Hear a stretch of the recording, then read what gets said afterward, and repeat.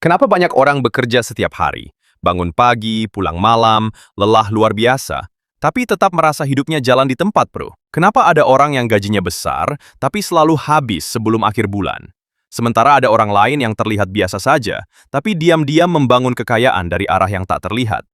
Mungkin masalahnya bukan semata soal jumlah uang yang masuk. Mungkin yang keliru adalah cara kita memandang uang sejak awal. Sejak kecil, banyak dari kita diajarkan bahwa jalan aman adalah sekolah, cari kerja, dapat gaji tetap, lalu ulangi sampai tua. Kita dibentuk untuk percaya bahwa keamanan datang dari slip gaji bulanan, bahwa selama ada angka masuk tiap tanggal tertentu, maka hidup akan baik-baik saja. Tapi kenyataannya, banyak orang justru hidup dalam kecemasan meski punya gaji tetap. Takut dipecat, takut perusahaan bangkrut, takut kebutuhan naik, takut sakit, takut tagihan datang bersamaan. Dan yang lebih sunyi dari semua itu, takut menyadari bahwa selama ini ia menukar waktu hidupnya dengan angka yang bahkan tak pernah cukup. Lalu di sisi lain, ada orang-orang yang mulai berpikir berbeda. Mereka tidak hanya bekerja demi uang, tapi membuat uang bekerja untuk mereka. Mereka tidak menunggu izin dari sistem. Mereka membangun jalur kecil yang awalnya sepi, diremehkan, bahkan dianggap tak menjanjikan, namun perlahan mengalahkan penghasilan kantoran. Inilah rahasia yang jarang dibicarakan. Bahwa kekayaan sering datang bukan dari tempat yang ramai dipuji, tapi dari jalan sunyi yang konsisten dijalani. Bahwa kadang penghasilan terbesar tidak datang dari meja kantor, melainkan dari keberanian melihat peluang yang diabaikan orang lain. Video ini bukan sekedar tentang 5 ide bisnis yang diam-diam mengalahkan gaji kantoran. Ini adalah tentang cara berpikir baru, tentang bagaimana seseorang keluar dari pola lama, lalu mulai membangun kendali atas hidupnya sendiri. Karena bisnis sejatinya bukan cuma soal jualan. Bisnis adalah cara seseorang memecahkan masalah orang lain, lalu diberi nilai atas itu. Dan seringkali, yang membedakan orang yang terus bertahan biasa-biasa saja dengan orang yang perlahan naik kelas, bukan modal besar, bukan koneksi hebat, bukan keberuntungan langka, tetapi keberanian memulai kecil saat orang lain sibuk menunda. Lo mungkin merasa saat ini belum siap, modal kurang, waktu sempit, pengetahuan minim. Tapi percayalah, banyak usaha besar hari ini dulunya dimulai dari kamar sempit, dari HP sederhana, dari malam-malam lelah setelah kerja. Pertanyaannya bukan apakah bisa, pertanyaannya adalah berapa lama lagi lo mau menunggu? Karena dunia berubah cepat, harga naik, persaingan makin keras, dan mengandalkan satu sumber penghasilan di zaman sekarang seringkali bukan keamanan tapi risiko yang disamarkan. Mungkin selama ini lo tidak miskin karena malas. Bisa jadi lo hanya berdiri di jalur yang salah terlalu lama. Dan jika itu benar, maka malam ini bisa jadi titik balik. Di beberapa menit ke depan, lo akan melihat 5 ide bisnis yang terlihat sederhana, bahkan sepele. Tapi justru di sanalah kekuatannya. Sunyi, fleksibel, minim gengsi, namun nyata menghasilkan. Jangan remehkan yang kecil. Sebab pohon besar pun lahir dari benih yang nyaris tak terlihat. Dan mungkin, 1 dari 5 ide ini bukan cuma menambah uang lo, tapi mengubah masa depan lo sepenuhnya. Sejak ribuan tahun lalu, uang diciptakan sebagai alat tukar. Ia hadir untuk memudahkan manusia memenuhi kebutuhan, menggantikan sistem barter yang rumit. Pada awalnya, uang hanyalah perantara, sebuah alat yang netral, tidak baik, tidak jahat, tidak mulia, tidak hina. Namun seiring waktu, makna uang berubah. Uang tidak lagi sekedar alat membeli makanan, pakaian, atau tempat tinggal. Ia perlahan dijadikan simbol keberhasilan, kehormatan, bahkan harga diri. Banyak orang mulai mengukur nilai dirinya dari isi rekening. Mengukur kebahagiaan dari barang yang bisa dipamerkan. Mengukur masa depan dari jumlah angka yang berhasil dikumpulkan. Dan disinilah jebakan itu dimulai, bro. Ketika uang berubah dari alat menjadi identitas, manusia mulai kehilangan arah. Ia mengejar uang bukan karena tahu untuk apa, tetapi karena takut tertinggal. Ia bekerja keras bukan karena punya visi, tetapi karena cemas melihat pencapaian orang lain.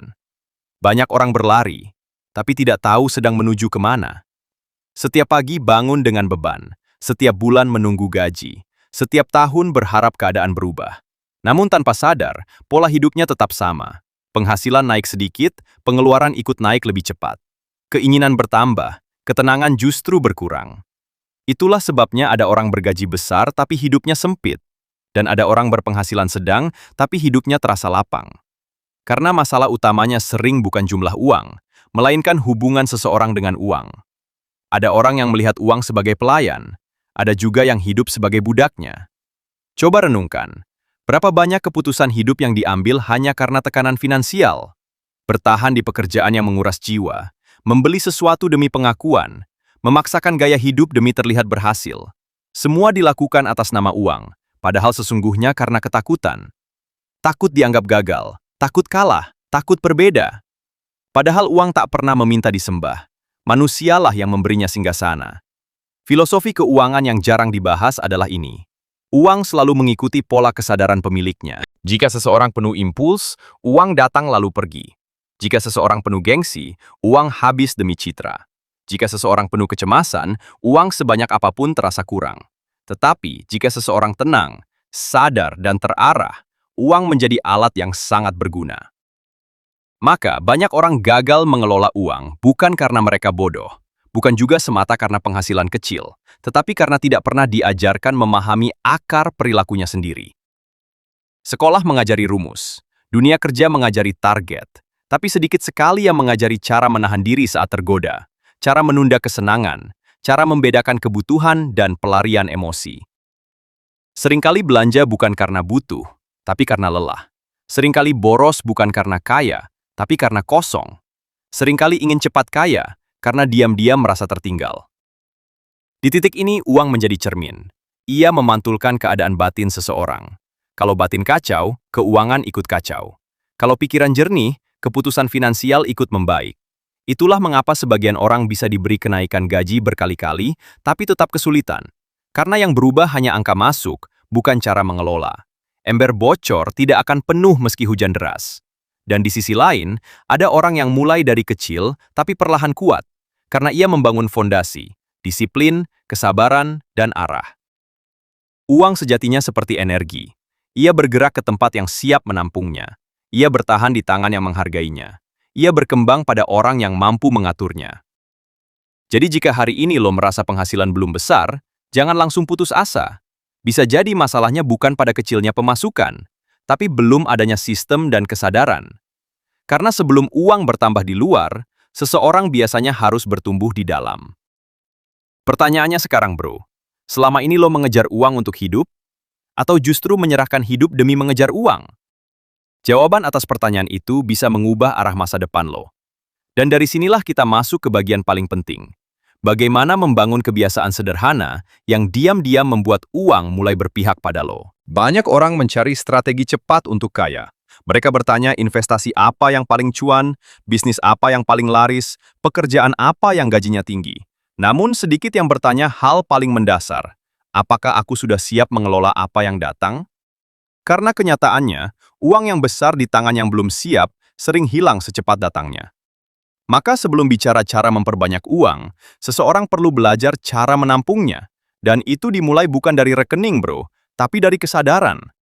Kesadaran berarti tahu kemana uang pergi, tahu kenapa uang habis, tahu mana keputusan yang membangun masa depan, dan mana yang hanya menenangkan keinginan sesaat.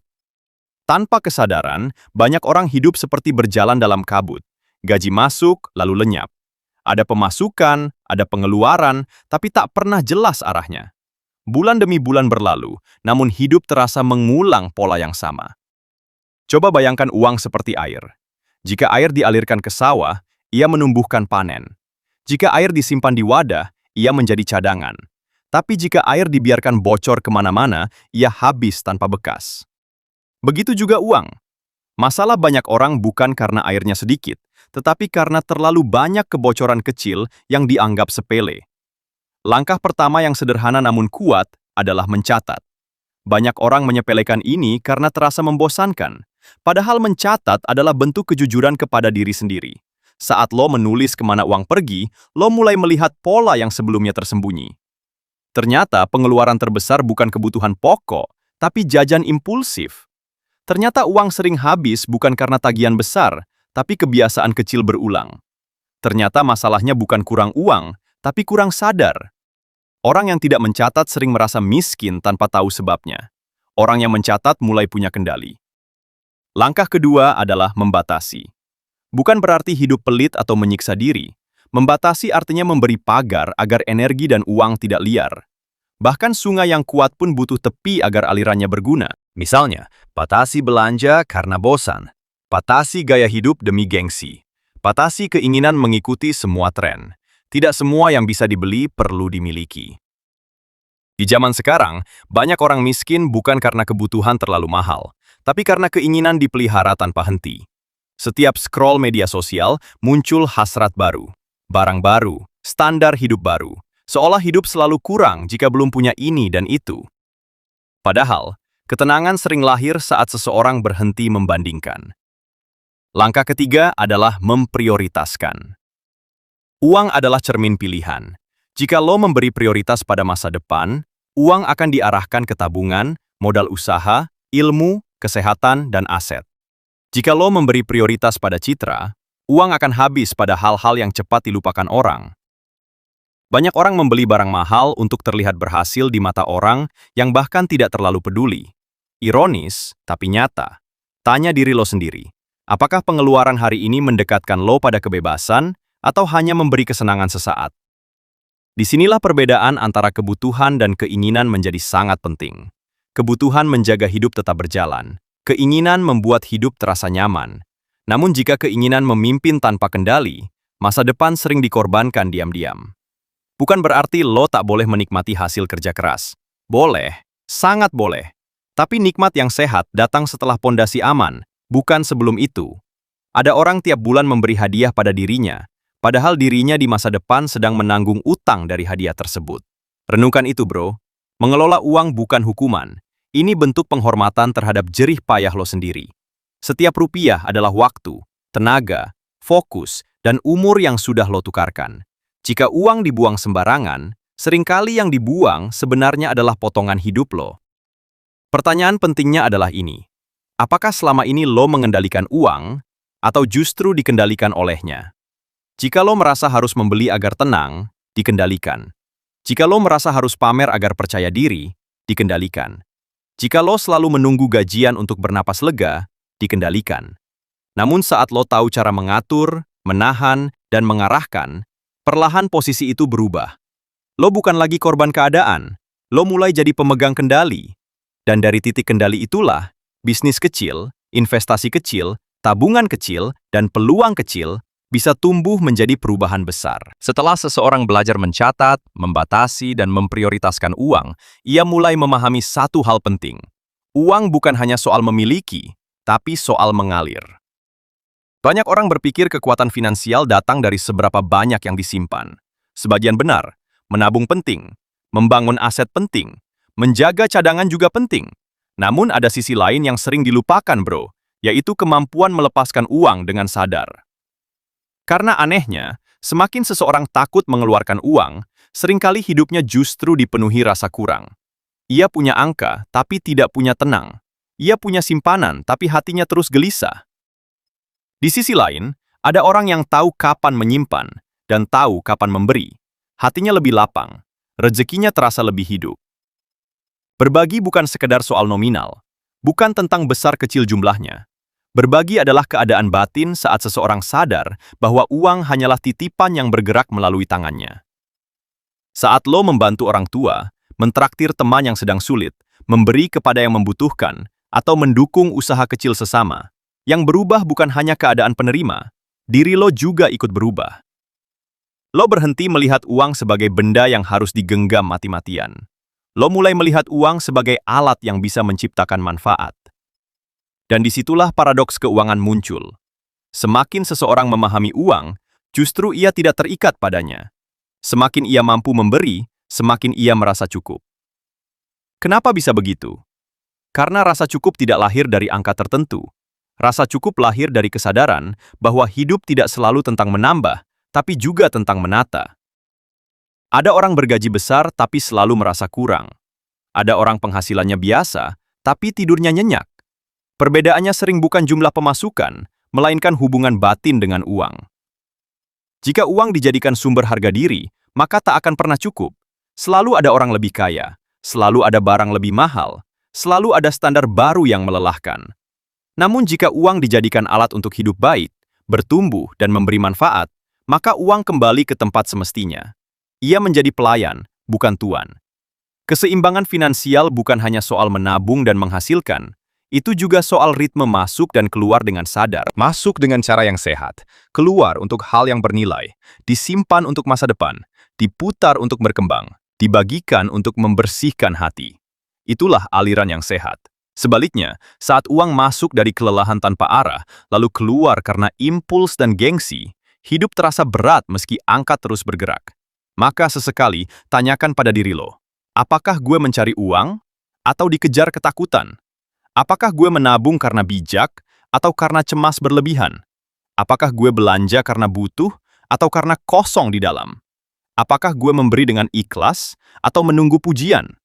Pertanyaan-pertanyaan seperti ini mungkin tidak nyaman, tapi justru di sanalah kedewasaan finansial dimulai. Karena kaya sejati bukan saat semua keinginan terpenuhi. Kaya sejati adalah saat lo mampu memilih mana yang penting dan damai dengan sisanya. Dan jangan lupakan ini, bro. Rezeki sering datang ke orang yang siap menampungnya, tapi bertahan pada orang yang tahu menghargainya. Jadi kalau hari ini penghasilan lo belum besar, jangan kecil hati. Mulailah dari hubungan yang sehat dengan uang. Hormati uang kecil. Kelola uang kecil. Gunakan uang kecil dengan sadar. Sebab orang yang ceroboh pada sedikit, jarang siap menerima banyak. Sekarang gue ingin dengar dari lo. Selama ini bagaimana hubungan lo dengan uang? Apakah lo merasa cukup atau selalu merasa kurang? Apa kebiasaan yang paling mengubah kondisi finansial lo? Tulis di komentar. Siapa tahu pengalaman lo bisa membuka jalan untuk orang lain. Karena kadang, rezeki bukan hanya datang dari uang yang masuk, tapi dari hikmah yang dibagikan. Pada akhirnya, bro, uang hanyalah alat. Ia bisa menjadi jembatan menuju kebebasan atau rantai yang mengikat hidup seseorang. Semua bergantung pada siapa yang memegang kendali. Banyak orang mengira perubahan finansial terjadi dalam satu malam. Padahal kenyataannya, perubahan besar hampir selalu lahir dari kebiasaan kecil yang dilakukan diam-diam dan terus-menerus. Dari mencatat pengeluaran saat orang lain menyepelekan, dari menahan gengsi saat orang lain sibuk pamer, dari menyisihkan modal kecil saat orang lain menghabiskan semuanya, dari membangun usaha sampingan saat orang lain hanya mengandalkan gaji bulanan, dari belajar sabar saat dunia menawarkan hasil instan. Itulah jalan sunyi yang jarang dipilih. Dan mungkin karena sunyi itulah, hasilnya sering mengejutkan. Ingat kembali judul video ini, 5 ide bisnis diam-diam mengalahkan gaji kantoran. Bukan berarti pekerjaan kantoran itu buruk. Bukan. Banyak orang bertumbuh dari sana. Banyak keluarga hidup layak dari sana. Namun masalah muncul saat seseorang menggantungkan seluruh masa depannya pada satu pintu saja. Di zaman yang berubah cepat, satu sumber penghasilan seringkali bukan keamanan, tapi keterbatasan yang terlihat aman. Karena itu, mulailah berpikir lebih luas. Gaji bisa menjadi pondasi, tapi bisnis kecil bisa menjadi sayap. Penghasilan utama bisa menjaga hari ini, tapi penghasilan tambahan bisa membuka masa depan. Tak perlu menunggu sempurna. Tak perlu menunggu modal besar, tak perlu menunggu semua orang setuju. Mulailah dari yang bisa lo lakukan sekarang. Dari skill yang lo punya, dari waktu luang yang masih tersisa, dari masalah kecil yang bisa lo bantu selesaikan, dari keberanian mencoba meski belum yakin. Sebab seringkali kesempatan terbaik datang bukan saat kita siap, tapi saat kita berani memulai. Dan jika hari ini lo merasa tertinggal, tenang saja. Tidak semua orang harus mekar di waktu yang sama. Ada yang cepat terlihat, ada yang tumbuh diam-diam di akar. Yang penting bukan seberapa cepat lo sampai, yang penting apakah lo bergerak. Jangan biarkan umur habis hanya untuk bertahan. Jangan biarkan tenaga habis hanya untuk menutup tagihan. Bangun sesuatu yang suatu hari bisa bekerja saat lo beristirahat. Itulah inti kebebasan finansial. Bukan hidup mewah tanpa batas, tapi punya pilihan, punya ruang bernapas, punya kendali atas waktu hidup sendiri. Jadi setelah video ini selesai, jangan hanya bilang bagus. Pilih satu ide, catat satu langkah, lakukan satu tindakan malam ini. Karena nasib jarang berubah oleh niat, nasib berubah oleh gerak. Kalau lo setuju, tulis di komentar, saya mulai hari ini. Dan kalau video ini membuka pikiran lo, bagikan ke teman yang masih merasa gaji adalah satu-satunya jalan. Sampai jumpa di video berikutnya, bro. Semoga rezeki lo bukan hanya bertambah, tapi juga membawa kebebasan.